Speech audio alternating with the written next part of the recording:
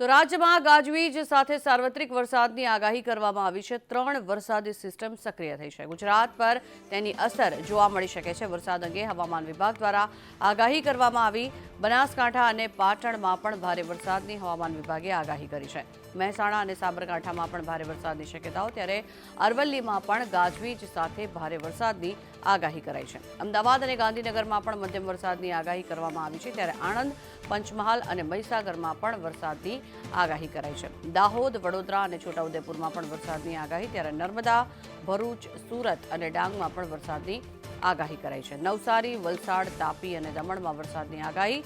દાદરા નગર હવેલીમાં પણ મધ્યમ વરસાદની હવામાન વિભાગે આગાહી કરી છે। સુરેન્દ્રનગર, રાજકોટ અને જામનગરમાં પણ વરસાદની હવામાન વિભાગે આગાહી કરી છે, ત્યારે પોરબંદર, જૂનાગઢ અને અમરેલીમાં પણ વરસાદની આગાહી કરવામાં આવી છે। મોરબી અને દ્વારકામાં પણ વરસાદની આગાહી કરાઈ છે, ત્યારે ગીર સોમનાથ, બોટાદ, દીવ અને કચ્છમાં પણ વરસાદની આગાહી કરવામાં આવી છે।